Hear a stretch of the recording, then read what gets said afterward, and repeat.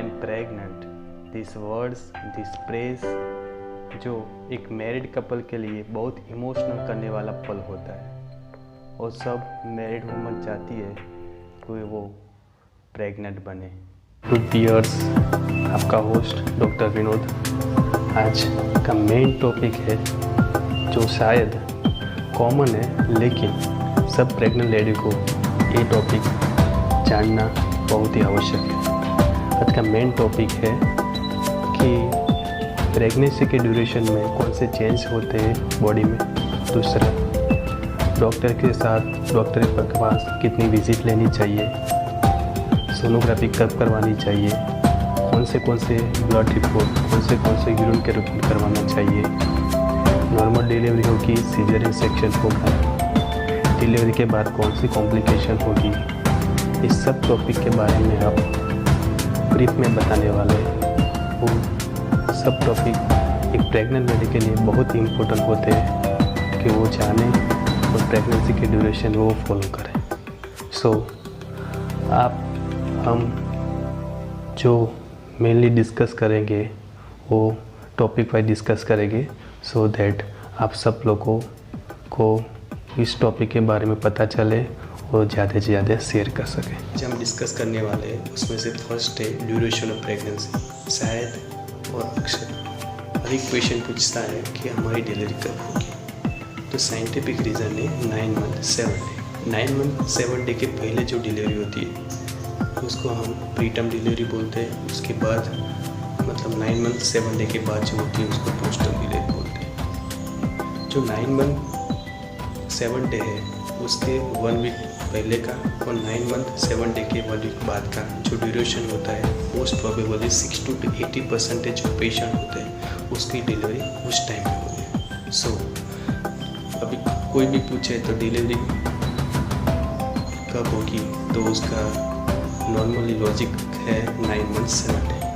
Okay, तो दूसरा topic है कि प्रेगनेंसी के दरमियान कौन से चेंज होते हैं बॉडी में, जो मेजर और माइनर चेंज होते हैं जिससे साथ बॉडी में चेंजेस आते हैं। तो मेनली 9 मंथ होते हैं, पहली 3 मंथ, दूसरा 3 मंथ और तीसरा 3 मंथ। जो पहले 3 मंथ बोलते हैं उसको फर्स्ट ट्राइमेस्टर बोलते हैं, दूसरा 3 मंथ होते हैं उसको सेकंड ट्राइमेस्टर, और तीसरा 3 मंथ होते हैं उसको हम थर्ड ट्राइमेस्टर बोलते हैं। ओके, जो पहला 3 मंथ होते हैं उसमें जो पेशेंट होते हैं मेनली नोजिया और वॉमिटिंग की कंप्लेन करते हैं। इट इज़ मोस्ट कॉमन जो साइन सिम्टम होते हैं वो नोजिया और वॉमिटिंग होती है। मोस्टली जो नोजिया वॉमिटिंग होती है उसका कारण increase level of beta SHG.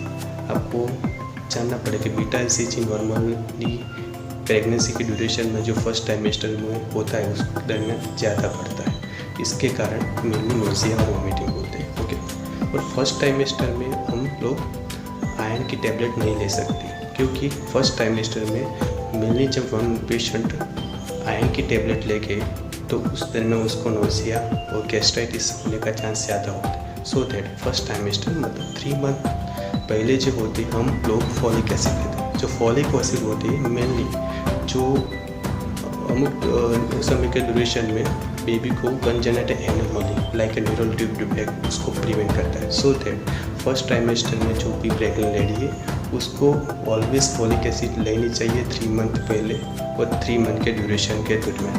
जो 3 मंथ पहले प्रेगनेंसी के होते हैं उसमें फॉलिक एसिड जो है वो नहीं भूलना चाहिए और रेगुलरली लेना चाहिए। और आयरन की टैबलेट कभी भी फर्स्ट ट्राइमेस्टर में नहीं लेनी चाहिए। फर्स्ट ट्राइमेस्टर में लेके तो उस दरमियान नोजिया, वॉमिटिंग और गैस्ट्राइटिस का चांस ज़्यादा हो जाता है। हम सेकंड ट्राइमेस्टर की बात करें। सेकंड ट्राइमेस्टर मतलब 3 महीने के बाद, मतलब टोटल जो दूसरे 3 मंथ है उसको सेकंड ट्राइमेस्टर बोलते हैं। जो सेकंड ट्राइमेस्टर में नोजिया वॉमिटिंग जो फर्स्ट ट्राइमेस्टर में पहले 3 मंथ में जो होते हैं उससे कम होता है, क्योंकि सेकंड ट्राइमेस्टर में बीटा एसएचजी कम होता है, इसलिए नोजिया वॉमिटिंग कम होती है। और दूसरा, सेकंड ट्राइमेस्टर में स्ट्रेच मार्क ऑन एब्डोमेन ज़्यादा हो जाता है। उसका रीज़न है प्रोजेस्टेरोन हार्मोन। जो प्रोजेस्टेरोन हार्मोन है mainly duration of the second trimester ज़्यादा होता है, so that high chances of stage mark on abdomen, it is a normal. Okay, then mainly second trimester में होते हैं वो आयरन की टैबलेट ले सकते हैं। मोस्ट प्रोबेबल हो तो आयरन की जो टैबलेट है वो नींबू शरबत के साथ ले, और नींबू शरबत के साथ लगे तो उसके साथ नोज़िया वॉमिटिंग होने का चांस कम होता है। और जब भी आयरन की टैबलेट ले तो सो दैट भूखे पेट लेनी चाहिए, सो दैट और जब खाना नहीं खाए तब लेनी चाहिए विथ नींबू शरबत, so less chances of the nausea, gastritis. Okay. And दूसरी सेकंड ट्राइमेस्टर में हम टैबलेट लेते हैं, फॉलिक एसिड नहीं लेते, लेकिन आयरन की टैबलेट लेते हैं, विटामिन बी कॉम्प्लेक्स की टैबलेट लेते हैं और कैल्शियम की टैबलेट लेते हैं। ओके। अब हम थर्ड ट्राइमेस्टर की बात करेंगे कि थर्ड ट्राइमेस्टर में मतलब लास्ट 3 मंथ जो बोलते हैं उसको थर्ड ट्राइमेस्टर बोलते हैं। ओके। थर्ड ट्राइमेस्टर में मेनली पेशेंट कंप्लेन करता है कि पेन हो रहा है। It's a normal. जो पेन होता है 2 टाइप का होता है, फॉल्स लेबर पेन और ट्रू लेबर पेन। जो गलत पेन होता है, फॉल्स लेबर पेन होता है मेनली जब बेबी बड़ा हो जाता है, इसलिए जो एब्डोमेन होता है स्ट्रेच होता है, सो दैट चांसेस होता है कि स्टेजिस मतलब एब्डोमेन स्ट्रेच होता होगा, इसलिए वो पेन होता है। और थर्ड ट्राइमेस्टर में पेन ज़्यादा होने का रीज़न वही है। और थर्ड ट्राइमेस्टर में हम आयरन की टैबलेट लेते हैं विथ कॉम्प्लेक्स और कैल्शियम की tablet, so that first trimester folic acid, second third trimester में बी कॉम्प्लेक्स, आयरन की टैबलेट और विटामिन सी की टैबलेट लेते हैं। ओके।